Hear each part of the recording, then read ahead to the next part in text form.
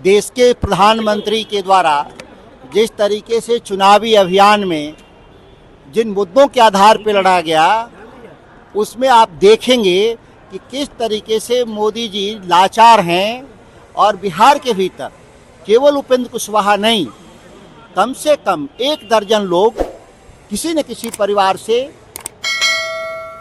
लोग मंत्री बनाए गए हैं। 1 दर्जन में इन व्यक्ति का जिसकी आप चर्चा करते हैं वो चुनावी राजनीति से उनका कोई दूर दूर तक रिश्ता नहीं, इसीलिए खबर है। खबर केवल एक नहीं है, खबर 1 दर्जन लोग हैं इसमें जो कैबिनेट में ओथ लिए हैं, जो किसी न किसी परिवार से आते हैं।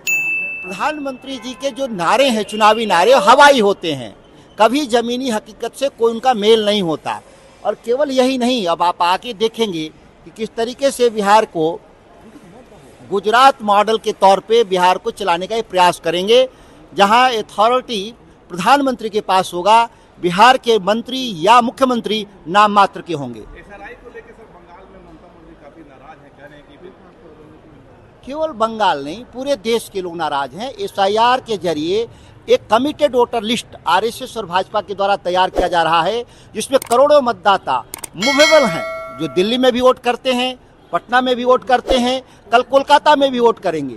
यह इस तरीके का वोटर जी लिस्ट है, यह भारत के भीतर चुनाव को मजाक बना देगा और भारत में लोकतंत्र वैसा ही होगा जैसे चीन और रूस में भी चुनाव होते हैं, लेकिन कौन चुनाव कराता है, कौन लोग बनते हैं, ठीक भारत में वही होने वाला है। और इसके खिलाफ हम लोग पार्लियामेंट के सत्र में जाएंगे हम लोग, और निर्वाचन आयोग के खिलाफ हम लोग इसको उनके खिलाफ इम्पीचमेंट मोशन भी लाएंगे। सर, गिरिराज सिंह ने कहा है कि बंगाल को बांग्लादेश नहीं बनने देंगे, एसआईआर होकर रहेगा वो। अब ये गिरिराज जी जिस विभाग के मंत्री हैं और 11 साल में बिहार के लिए उनके पास कोई दृष्टिकोण नहीं रहा, तो इस तरह के बात से ही उनकी राजनीतिक रोजी रोटी चलती है।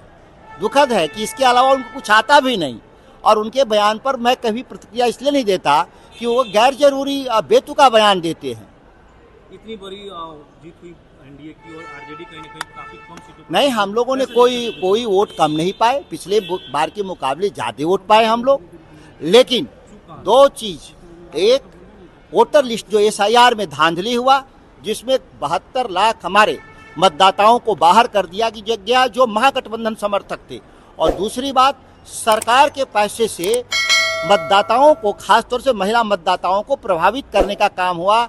इस तरह से लेवल प्लेइंग फील्ड नहीं होने के चलते चुनाव का परिणाम जो आया है वह इसी तरह का परिणाम आएगा। देश स्तर पे मैं बात कर रहा हूँ, इससे कोई दूसरा रिजल्ट नहीं आएगा। जब सरकारी साधनों से सत्ता पक्ष मतदाताओं को चुनाव के आईन वक्त पे प्रभावित करने का प्रयास करेगा, तो चुनाव आदर्श आचार संहिता का कहाँ गया कानून।